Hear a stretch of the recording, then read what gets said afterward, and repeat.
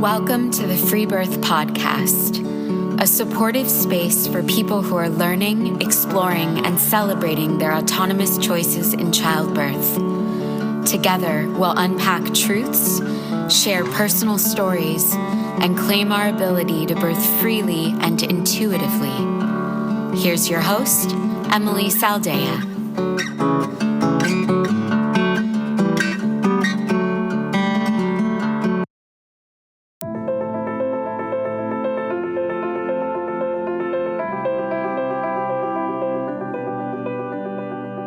Do you know it's your calling to become an authentic midwife? Do you dream of attending women in birth? Have you felt frustrated trying to be a birth worker in the system? Are you looking for a better way to walk with women in total integrity, supporting mother-led physiological birth? Are you dreaming of building a thriving, profitable business as a birth coach? Well, we are thrilled to announce that enrollment for our Radical Birth Keeper School is now open. Classes begin June 1st, so head over to our website and get the details. The time is now, and we need you to join us in this birth revolution. www.radicalbirthkeeperschool.com.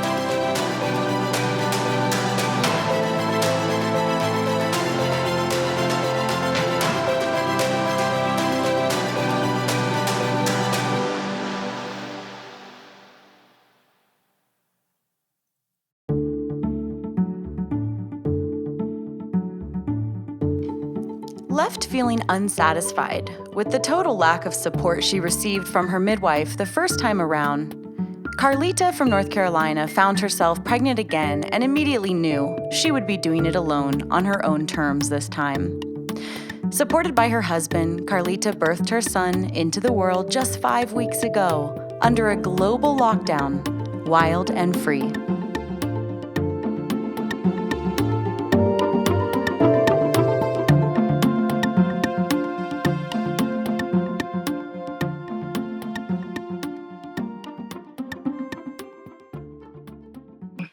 My daughter is almost 2 now. She'll be 2 in July.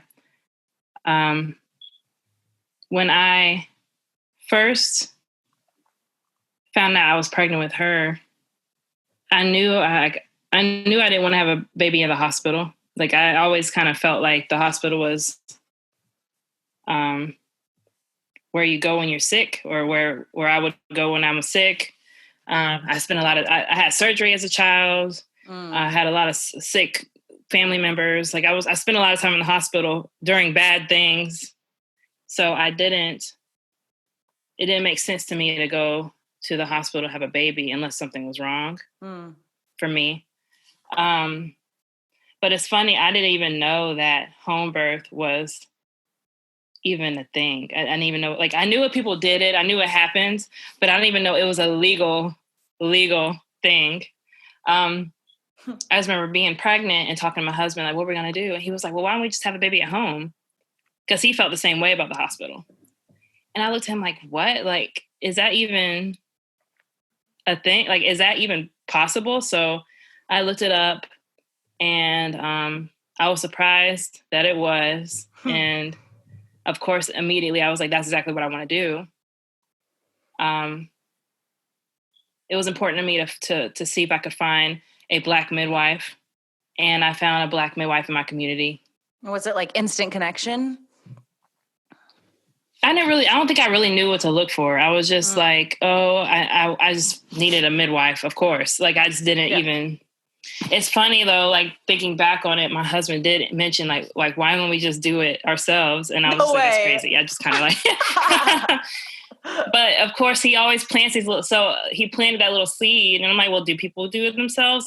This is throughout the pregnancy, I was thinking, and that's when I found the Facebook group, the Freebirth Facebook group, back when it existed, and I learned yes, people do it themselves, and but this was already when we had already hired the midwife. And I spent a lot of time. I didn't think that I didn't have the. I guess I didn't like have the guts, or I didn't think that I could do it alone my first time. I did, because I got a lot of pushback even planning to do a assisted home birth first time. Like from your family? My family and my friends. Yeah. My family, my mom, she had 2 C-sections that she's convinced were like, had to happen, saved our lives, you know, the same story a lot of people, you know, believe, I guess. And so she kind of pushed that on me, like, what if you're just like me? She didn't say that word for word, but I mean, in a nutshell, all the story, everything she was telling me, like, what if you're like me? What if you can't have your babies? I couldn't have mine, so you probably can't have yours. Sad. Yeah, so you're like, watch me. There's that. Yeah, but it did psych me out a little bit though. Like, like it got in my head, like, and you know, I told people, oh, I'm having a home birth, and our family, and they would say like, oh, like why, or like, how are you gonna do that, or I didn't know you could do that, or are you gonna have somebody? It's just a lot of questions, and I was already nervous enough, it being my first baby. So, right, it's so confusing, right? Because you're becoming a mother, and so in a way, you're both so vulnerable and new, but also becoming this like leader in your family, right? Because you're doing something so radically different than at least just the last couple generations.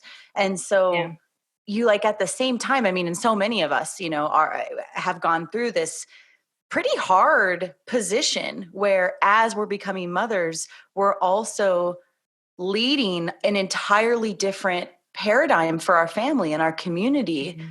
Just hard. But and it's funny you say that, someone's got to do it. Yeah, it's funny you say that, because my grandmother, I'm sure, had at least she's had 7 kids. I'm sure at least 1 or 2 of them was a home birth. Like I'm pretty sure I have uncles that were born at home. But like talking to my mom, she said that when she was having her baby, my sister, her first baby, her mother didn't ever really talk about birth with her. So she didn't even really have that. She never witnessed birth. Even though my grandma had 7 babies. Right. So weird. Yeah. Yeah, it is weird. So just, within the next like generation or two is, I don't know. It's crazy how quickly, and just how powerful fear is, because, you know, it's like, hello or not. It wasn't that long ago, you know, but I think we still culturally, we carry this propaganda lie that, well, right. But before, in ancient times of 2 generations ago, everyone was dying, you know, it's like uncivilized, you know, it's like this kind of symbol of how far we've come to go birth with the white man who's going to abuse us, you know? It's like, insane. And like it got to my sister, she gave birth at the hospital, and they had like massages there or something. Like it was kind of it was a hospital in Orlando. And she said they offered, like, it was just a lot of like boutique kind of things. And then that was another thing they kept throwing in my face. Like, don't you want to have your baby and get a massage? Like, they were just trying anything they could get me to go to the hospital. Like, yes. Sure. And I was like, no, I don't want to. I was like, I can just get somebody to come over to my house and give me a massage, like, afterwards. Like, I don't. Right. If I want that. So how did it feel with your midwife? Did you feel pretty, it sounds like, you know, there really wasn't much question there. It was like, yes, this is what makes sense. I'm going to birth at home. I found a Black midwife. Like, we're good. Yeah. And how'd the connection feel with her? It was really good. One thing I did like is all my appointments, she came to my house, which she's changed now since then. But I think she is just starting the practice. So I was probably one of the first few clients that she had. So she was able to, she lived like 10 minutes away from me. So she was able to come to my house. We had a good connection. Of course, like I said, I didn't really have any comparison. I didn't really have a lot of knowledge about how I wanted things to go. I just knew I didn't want to be in the hospital. And I knew that I wanted to have as natural of a birth as possible. I went into labor. Well, my water broke I thought it broke. So I was like, because it started leaking. And that's when I called her and she came. Her assistant checked and it was definitely my waters. And at that point they stayed, which I think that's kind of where where everything kind of went downhill. My labor ended up being like pretty long. And they didn't leave, which kind of threw me off, I think. So my labor started going in and out. Like my contractions would pick up and then they would fizzle. And that didn't start happening until they got there. So my contractions would pick up and they would fizzle, pick up and fizzle. And that kind of happened for hours. And I was dilating though, but it was taking a long time. And at a point, she did start talking about transfer because I started getting tired. And but I was still progressing and I didn't want to go to the hospital. But just hearing it was enough to kind of give me like a lot of anxiety. Oh, it's like poison. Yeah, she started mentioning, she did mention something about my pelvis might be something, which really got to me because that was what my mom said was wrong with her. Right. What a violation. And she doesn't know that, like that my mom told, like that my mom said that about herself, but her saying that really, I was like, it's just immediately I was like, well, what if my mom was right? What if I can't do this? What if my body can't make room for this baby? What if there's something wrong? But it's funny because there was nothing wrong with because she had been monitoring the baby, that the baby's heart rate, everything was fine. I was fine. I was dilating. It was just taking a long time. People were getting tired. I really think it just came down to everyone was tired. I was tired. Like how long when you say long? It was like 30 hours total. So they were there the whole time. Which is perfectly average for a first-time mama. Exactly. Yeah. And then I started doing the thing a lot of people do during transition when they do start screaming, let's go, I don't want to be here anymore. But yes, but I'm really glad my husband was there because he was such a good partner in that because he knew like how I felt about the birth, and he was the one who kind of looked at me and was like, what are you like, what are you serious? And then I'm like, he knew I wasn't, and I'm glad that I had him there in that moment, especially with her, like, cause I feel like he was the only one in the room where I know that his like belief in me that I could do it didn't even like shake at all. Like I knew like I had that one person, like he was the one. Because everybody else was kind of like, I can feel it. It just blows my mind. Like the midwife role is to exalt you, is to hold you so that when you are weak or doubtful or falter in your power, like most moms do, especially during transition, that the midwife is like, you've got this, like do your fire walk. Like that is, to my mind, the entire freaking point of inviting an elder, into the space. Ugh. I'm glad your man was able to hold it down like that. Yeah, he was. That's what I say. He was the one who was doing that part. Wow. Okay. Yeah, and so it was funny because I been laboring, and then eventually she was just like, "Okay, why don't you just go take a nap? Like, just go upstairs, take a nap." So we went upstairs. It was me, her, and my husband. We came up to my bedroom. I laid in the bed. He laid in the bed. She kind of sat in the corner on the floor. It was dark. And I think I just like went to sleep for like 30. It felt like forever. There's no way I went to sleep very long. But it had been like 30 seconds and I woke up and like everything had changed. Like, and like at that point, like I was like, something's different. I did say that to her, and I kind of crawled off the bed. You can't see my bedroom. I'm like looking at it because it was in here. I like crawled off the bed and like crawled on the floor, and I like barricaded myself in front of the bedroom door because I had she had her assistants downstairs, and we had a photographer that was downstairs. So I basically barricaded everyone out. I wasn't even thinking. That's not how I was thinking, but that's what ended up happening. And I was basically pushing. That's what ended up happening. And she got up. It was still dark, and she asked if it was okay if she like shined a flashlight down there. And I said, okay. I was like, just don't turn the lights off. Don't change anything. Because at this point I was just like, something is happening. Right. Don't fuck it up. Like just keep everything the same, please. Like, and so she like shined the light and they got a flashlight and I could see like my daughter's head. And I was like, yes. And so I pushed for about 20 minutes and she was born. But literally like everything changed when everybody left me alone. And afterwards, I thought back, like, I really bet that, maybe not, but I really have a strong feeling that if I had been left alone, that labor would have went different. It would have went, I think it would have been faster. I know first time moms, not all the time, but a lot of times they take longer. But I really feel like that starting and stopping, like I was in my head. Oh, well, we know we know that disruptions alter and prolong, right? So everything's connected. So I think it's really safe to say that if you didn't have people there assessing you and doubting you and keeping you in your head, you would have gone down into your theta brainwaves of hypnosis, with more ease and stayed down there. So I think it's pretty likely that it could have happened faster or looked different for sure. Yeah.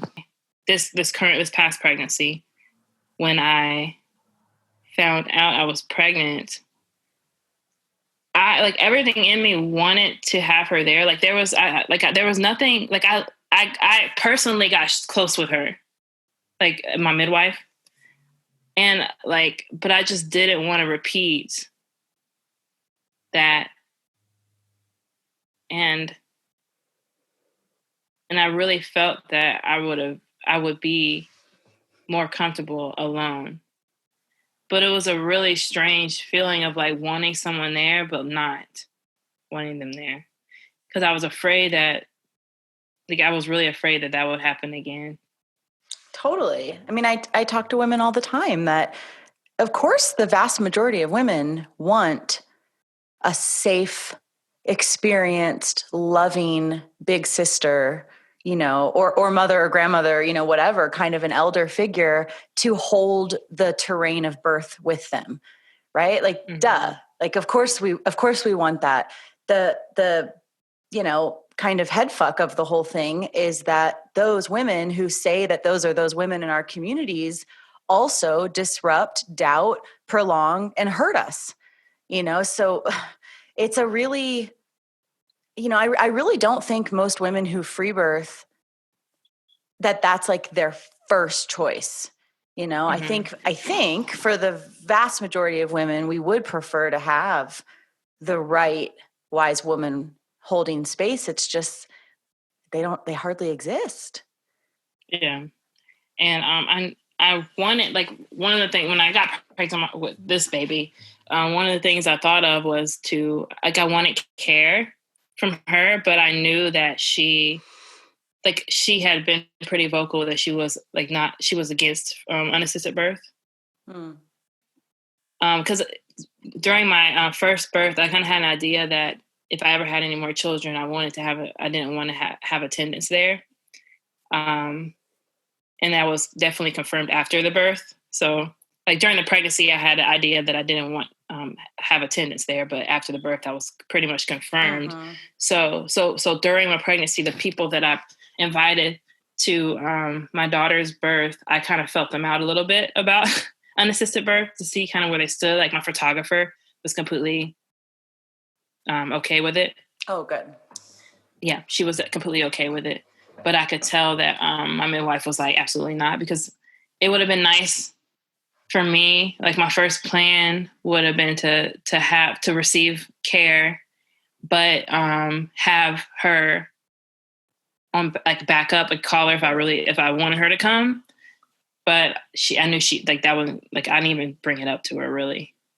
It's really insane because all you're saying is, I want to be in charge. I want to feel it out. I want to put like what I want and how I envision it in my flow first. And I also would love to have you on my team supporting me. And it really is just it's just saying, I want sovereignty and I'd love for you to support that. And all of these seemingly amazing midwives are like, fuck no. It's like, oh my God. I really think it is. She's licensed.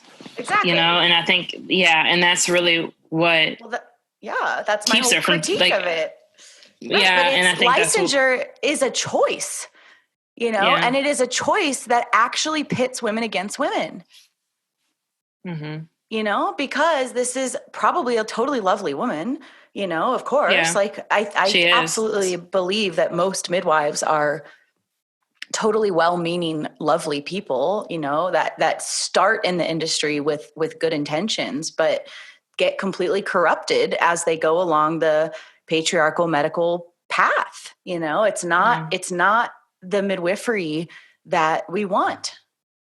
You know, we actually want like sister to sister, woman to woman midwifery, and that can't exist within this, you know, licensure regulation path.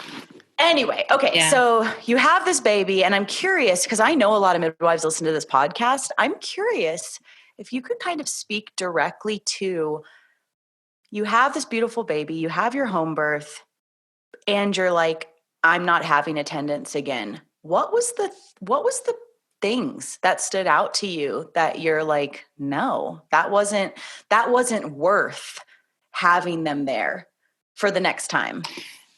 Mm-hmm. If I could never have another vaginal exam again, like cervical check, like, though she might not have done them. I don't know. Like if I told her I didn't want any, like maybe she wouldn't have, but then I'm like, well, and I'm sure she probably would at least want to do one. Mm-hmm. But like cervical exams, like no.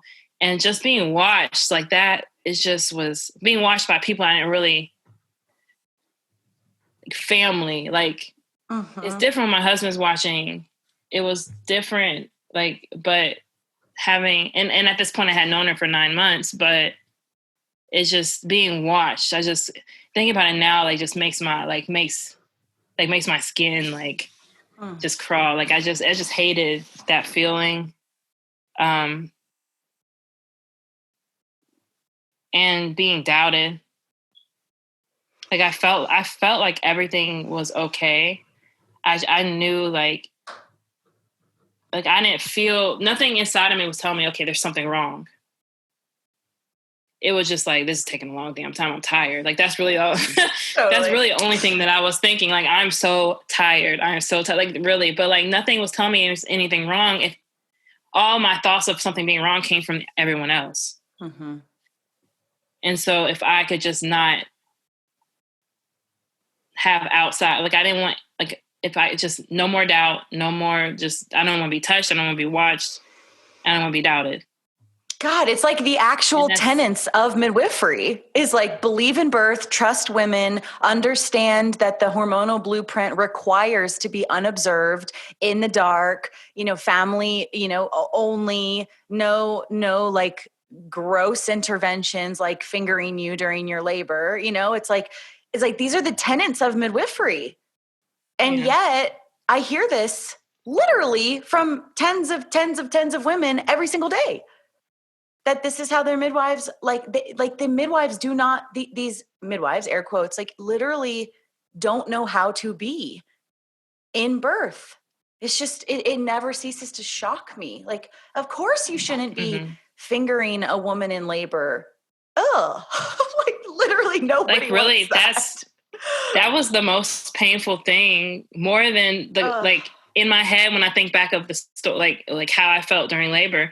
That's really the what hurt the most. Not the contractions, not crowning, all that stuff. Like it was literally like the cervical checks. And then at one point she said that I had a cervical lip towards the end. I didn't know what the hell that meant. I'm like, whatever, move it. Can you move it? So then she was like, yeah, I can move it, but that shit hurt. Yeah. That hurt. Like I didn't, so I remember that and I just didn't want anybody. Unless I felt like something, because I felt like I had a good handle on how I was basically right. Like there was nothing wrong. I just Totally. needed time and space. Of course. Yeah. Okay. And in my little corner in my bedroom to put, like, I just need to stay in that little corner, apparently. Totally. Like a little cat. Yes. So, okay. So then that becomes pretty darn clear for you as you process your daughter's birth. And it really is just so striking to me. And I just hear this from so many women, that the parts of their birth, the only parts of their birth that didn't feel good, or the parts of their birth that were painful, were the involvement with the midwife, but that the actual birth was just normal and rocking. It's just, wow. It's so insane. After I found out, it was pretty immediate. It didn't really take very long for me to know that I wasn't going to have anyone attending the birth itself. I went back and forth between how much assistance or care I wanted during pregnancy. There were some things that I wanted. I did want to have someone to give me care, but so I went to an office. It was near, only because it was close. It's a women's clinic where, and I wanted to get prenatal care there. The very first visit, my husband mentioned to them that we were going, which I didn't know he's going to do. He mentioned to them that we were going to have the baby at home. Ooh. And and the few days later, they sent me an email on the little virtual virtual health thing, basically dismissing me from the clinic unless I wanted to have the baby, because they deliver babies at the hospital. Wow. So and then later on they sent me a letter with all my records, bye. So I was oh. So that was out the window. I was because the reason why he mentioned it was because, when you go in, here you go in and to pay, they bill the insurance this big chunk of your prenatal care and the birth, as a package. And so he mentioned it because he was so can we just bill the prenatal care part, because we're not going to be delivering with you? And they're no.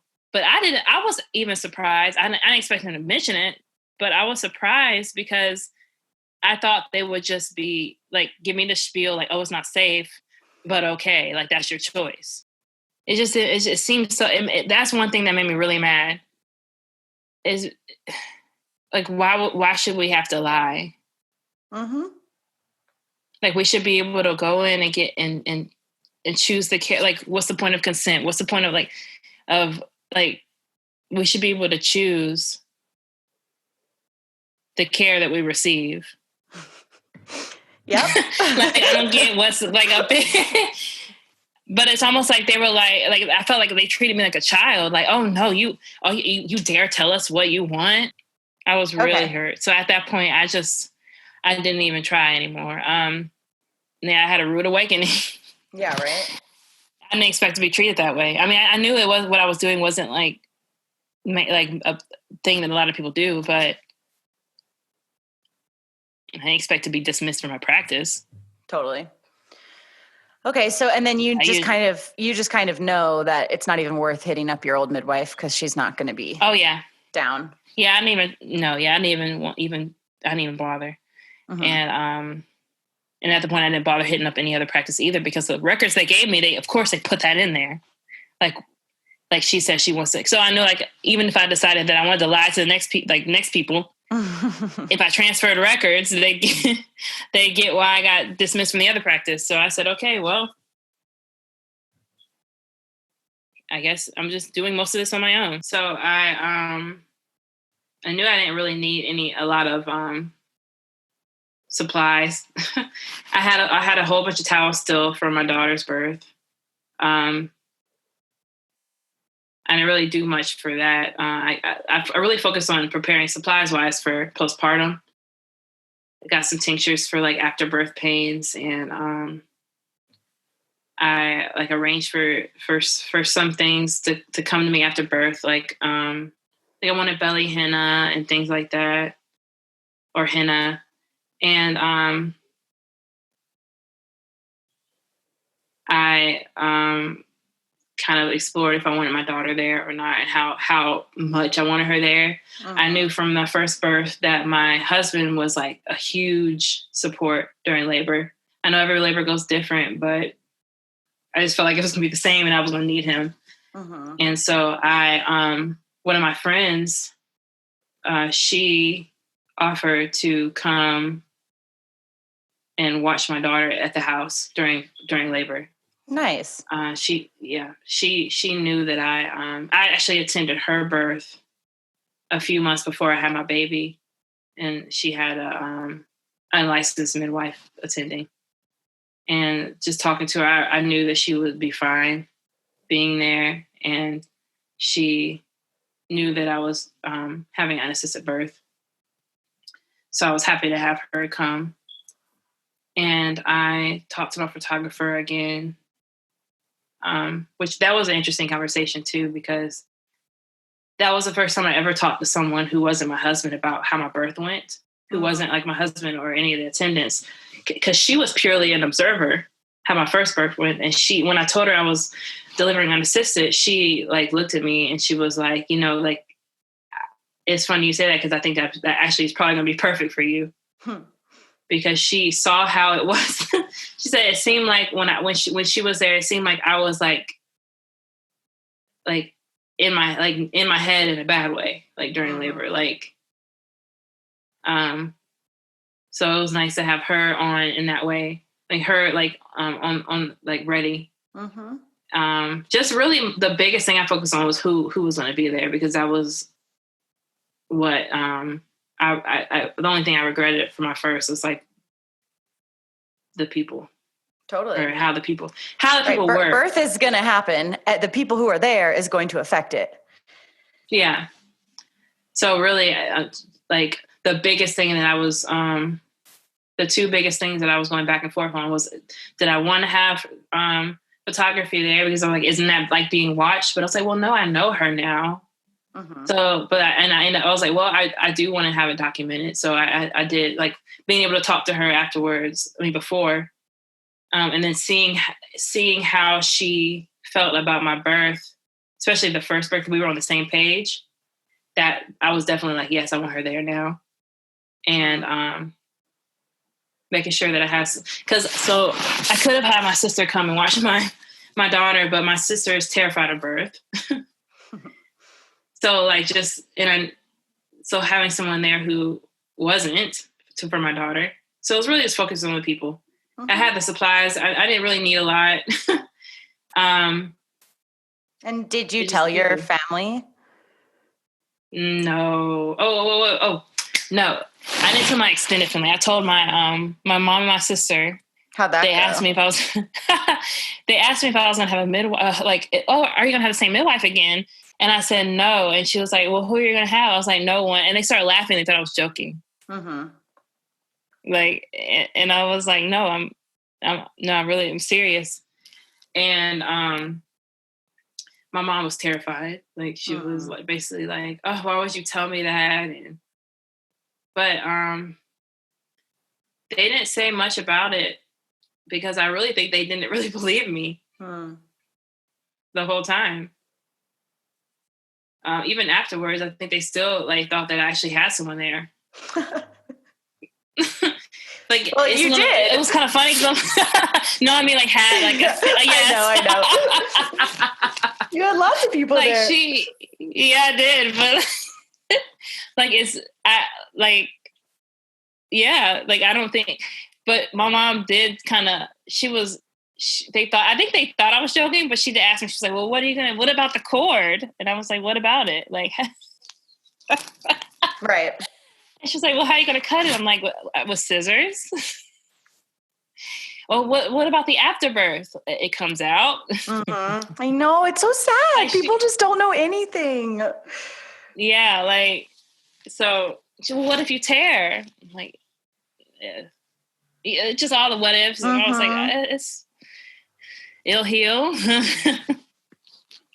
But, Yeah, I think with them it was a mixture of like disbelief and like more disbelief. But it didn't rock you at all? No. Mm-mm. No, Okay, not this time. Take us to the birth. Tell us the story. So it was like weeks that like days and days, every single night, like before, like I was probably starting, probably not weeks, probably starting around 38 weeks. Every night, literally like in the middle of the night until the morning, I had these terrible, not terrible, but like really intense contractions. So the first time I had them, I thought I was going into labor. And then by morning, they would be gone. And that happened like every night. And I was like, what the heck is this? And basically I kept getting these like false, which was so different from my daughter. Because my daughter's first start off gradually, like the contractions did.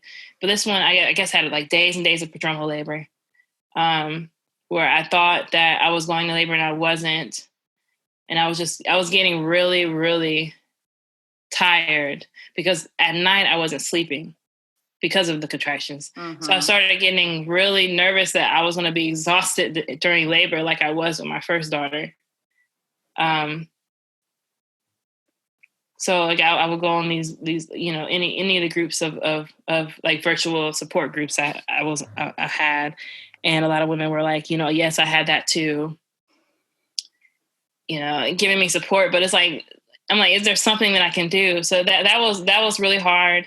So the morning of the day I woke up, the morning of the day that my child was actually born, it was the same thing. Like I woke up, I was having those intense contractions, and I was like, oh, this again. Like, so it didn't even like faze me that it was real. I woke up, I had a contraction. It woke me up. Oh, this again.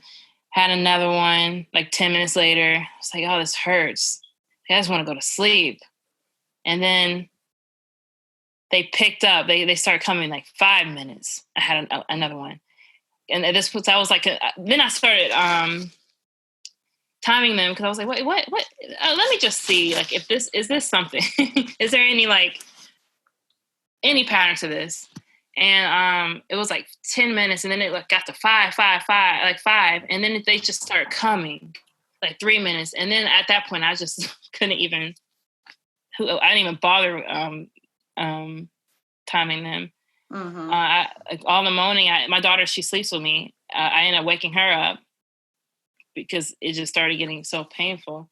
I texted my husband because he was downstairs, and I said, I asked him to come and get her. And then so he like transferred her downstairs, and she fell back to sleep, and he came back up later to check on me, and then he went back down. But I stayed upstairs, and in my room, everything was dark, which I loved. It was quiet. Nobody was here yet. And I just basically paced around, and like the contractions were just coming so fast. Like, I barely could recover between them. If like they were so strong, it felt like when I had a contraction, my son would kick with the contraction, like he was pushing himself out too. They were so intense. I didn't even know what position felt good. Like it's almost like I went from like early labor to transition in like a couple of hours or something. Probably did, yeah. Yeah. Like my brain was just not like I could not cope. I was not functioning. I just remember cussing and like moaning, and like I went from being on my side, and that just hurt so bad, to standing, and that felt okay, but then that would start hurting, and then I would like lean over, and then I would be on my hands and knees, and I just was moving around like crazy. I just felt like I literally did feel like almost like a cat. Like it's funny you said that earlier. And I felt like I felt like an animal. Like I worked my way into the bedroom, because the bedroom in the I worked my way into the bathroom because bathroom and the bedroom were kind of, they're attached. And that's where I ended up staying. And I was like, well, maybe I'll try to run some water and get in the tub. And so I got in the tub. I stayed in there probably maybe an hour, and I hated it. Like, I hate it.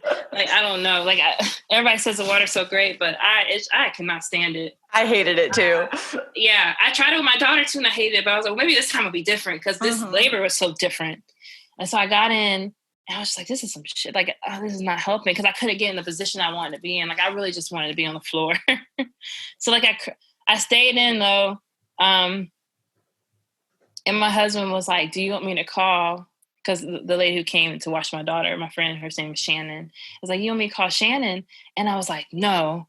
Because I was like, I want it to be real. This might not be real. Like, like I was in denial, like literally the whole time. Just because it was so fast? Yes, because it was so fast and it was so different from my first. And there was, I think, literally, so another thing that kind of threw me off was that it was only contractions. There were no other. So when my daughter, my water broke or started leaking, and I was having contractions, and I had bloody show with her, and like all those other things. With this baby, it was just contractions. There was nothing. There was nothing leaking. There was no blood. There was nothing. But these like contractions. Yeah. So I was like, oh, there's like, this is probably just like by the time morning comes, it'll be gone like it always is. This is probably just super strong prodromal labor. Like, I was just in denial, like, and so he kept asking me, he's like, are you sure? Like, you don't want me to, are you sure you don't want me to call Shannon? I was like, no. You're like on the floor in the bathroom. I was on the floor in the bathroom. Yeah. That's so funny. You're like, this might not be real. Yeah. And he was like, well, like he didn't even bother mentioning if I wanted to call the photographer, because he knew if I didn't want to call Shannon, then then I wouldn't have wanted to call a photographer. And so he left because he was the one who was still watching my daughter, so he had like she started crying, so he went downstairs, and I was alone again, and they were just coming and coming, and at some point in my head, I was like, this, like, I think this is real.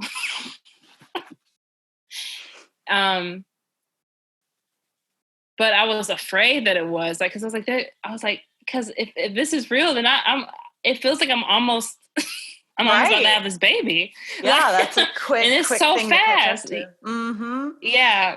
And so when he came back, I was like, yes, call Shannon. And then so he called Shannon, and she was there probably in the next couple hours, and he was up there full time with me. And that was like probably perfect timing, because at that point I really needed him. My back was hurting so bad. Like, it wasn't back labor, but it was just a lot of, this is probably the time where the baby was probably starting to descend or something, because it just started hurting so bad. So he was rubbing it. So he tried to do some of the things he did with my first. Like he tried, like, I didn't want heavy massage this time. I just wanted like light touching. Yeah. He kept trying to do things that worked with my first daughter, but I was like, no. And then I was kind of like, don't touch me. And then I was like, touch me. Like, I was just all over the place. You're a wild animal. Yeah. Like, and then I remember being like, oh, don't leave me, please. Don't. I was like, please don't leave me. And he was like, I'm not. Like, I'm not. Where? And then, like, with everything that I kind of, like, I had like a little moment of like clarity where I'm like, oh, like, I think that, like it was like confirmed, like, yes, this is real. And I told him, I was like, call a photographer. And then after I told him that, I had like a contraction that kind of like, because I started feeling kind of like I was bearing down at the end of my contraction, and I was like, oh, I don't want her to miss it. And so it was, I guess for time reference, it was midnight when I woke up from the first contraction, and we called her at, I think, like 4:00 in the morning, and she got there at 5. And at that point, I finally crawled out of the tub onto the floor, and everything was dark. I was really cold, so I had like a space heater in there, so it was probably like hot in there. And at the end of every contraction, I just felt like bearing down. I almost like could not believe it. Like I still wasn't in denial. I was like, there's no, like, I'm really feeling like I really feel this baby. And I with this baby, I felt him drop like into my pelvis or into my vagina or something. Like I just felt the baby drop, and I started pushing. And I reached down. I remember reaching down and touching my vagina and feeling the baby's head and just like crowning, and I couldn't believe it. And I was on my hands and knees, and I even then when I felt the baby, I was still like fighting it. Like I wasn't pushing. Like I was like, oh no, I'm not gonna push, but I still was anyway. I was like, no, like this can't be like real. And but when I felt the baby move down more and more, I kind of got into it, and I was pushing, and the photographer got there. She got there at like 5, so an hour later, and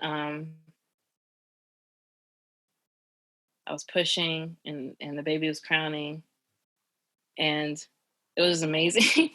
It was amazing to feel his head. Like I felt his head like slowly coming out, and the plan was I wanted to catch my baby, but like it just at that moment it was just that whole birth was just so much power like thrown at me. I just couldn't. And my husband like quickly like caught him, and he was shocked because the whole pregnancy he thought this baby was a girl. He was just saying, "Oh, it's a girl, it's a girl, it's a girl." And I remember he was like, "Oh, it's a boy."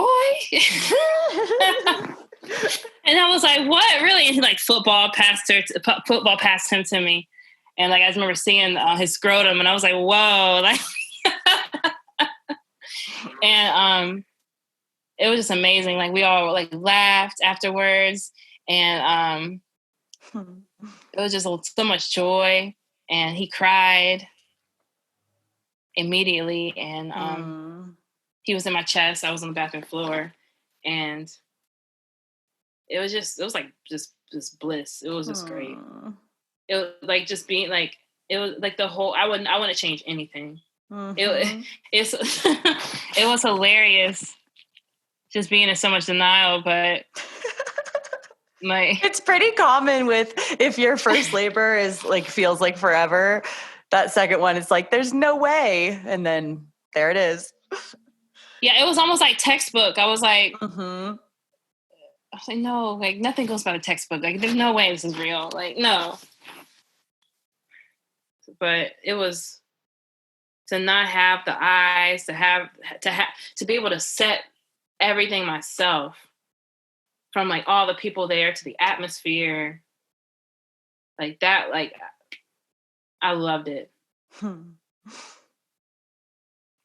What would you say? Like, can you articulate kind of the not like the difference, but like what did you get by having the free birth? Like what was the magic of doing that on your own with no disruptions?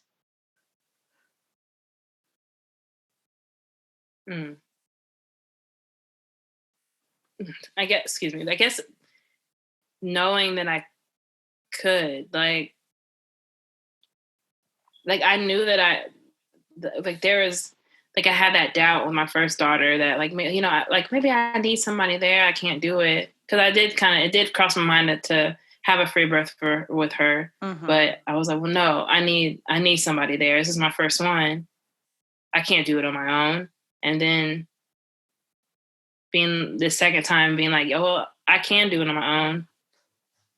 And then doing it and it being just so, it almost went exactly how I imagined it would, besides the timing. Like to be able to have the people, like some of the closest people to me there, and supporting me. And I felt supported. Like I forgot to say, like right as I was pushing, like right as the baby was crowning, my friend came upstairs too, and I heard her voice, and it just gave me more like I just felt so supported and like loved and like held. like to hear, like it was all the people that I wanted to be there, that I knew, and the people that I really cared about. And I didn't feel watched, like I did before. I felt like supported, and it just was like so different. And I had no cervical exams. Like nobody had to tell me anything. I knew exactly what to do. It's funny too, because even like during the labor, like during my pregnancy, my husband was supportive, but there's a lot of stuff he doesn't know about birth too. He was like, well, do we need something to break your water? And I was like, no. And he was like, well, how, he was asking me like questions too, that like people ask. And I was like, no, it's fine. And even he was just like, yeah, I mean, it's just he saw it too. Like you didn't need anything. Mm-hmm. That's such a big deal. My water pop broke at 6:20. My baby was born at 6:36. Oh my God. And that water breaking was like the first anything else besides contractions that I got. Mm-hmm. The whole labor. Mm-hmm. Oh, so good. Okay, so now 5 weeks out, how are you doing? How are you feeling? And how are you kind of processing all of it? How has your family responded? Like kind of bring it all together. 5 weeks. So I'm feeling so much better than I did 5 weeks after my daughter. This postpartum is a lot different because my husband got to be here. So I had, like before, we don't have any family in this area. So it was just me, which I kind of wanted to be the first time around because I didn't want a whole lot of outside like opinions during like early postpartum for me. Mm-hmm. But this time it was nice. Like he had to go back to work the first time, but this time he was able to stay. He was able to, but also forced. And wait, we didn't even talk about quarantine. Yeah. Okay, wait, we have to talk about that. Okay. So, and actually this kind of proves the whole point around it, that when you're already planning a free birth, it's like, whatever. But take us back to, okay, you're super pregnant. The world goes bananas. And how is that for you? And how has that affected both your end of pregnancy, labor, and postpartum? Anything you want to say about that? Yeah, so the only thing that I really wanted my husband to be home right when all that was going on, because I wasn't like super like anxious about what was going on in the world, but I just wanted him to be like there. Like everybody, it was really everybody else's response to what was happening was what was giving me anxiety. So I was starting to get kind of like I would go to the grocery store and things wouldn't be there. They usually were. And that was kind of giving me anxiety, like go and there's no meat in the grocery store. I'm like, what the hell's going on? Mm-hmm. So I started getting afraid of that. Like, I'm like, what are people doing? And then his job basically shut down. Like he didn't lose it, but they they basically shut them all down. And we had this like sweet moment, like of sweet 2 week, like last 2 weeks of pregnancy where we got to be together before we became a family of 4, and I really loved that. It's funny because I was already so I meal prep and stuff, and I freeze meals before I had a baby, and I was kind of already doing all those things, and then all this happened, and everybody was like, store food and buy toilet paper, and I was like, oh, I already did that. Like I kind of did it for the birth, right before everything started happening. So I was like, I got really lucky is that we already had our household items ready for postpartum. And then, nothing was really different. It was really funny. I was like, well, I'm glad I'm already having my baby at home. Exactly. Maybe that maybe more women will learn about home birth, just home birth, that who wouldn't have otherwise. Mm-hmm. Yeah, it's definitely happening. All right. Well, thank you so much. I love this story, and I know it will inspire many. Okay, thank you. That's it for today, everyone. Join us next week for another episode of the Freebirth podcast. Thanks for joining us, and remember, your body, your choice. Lots of love.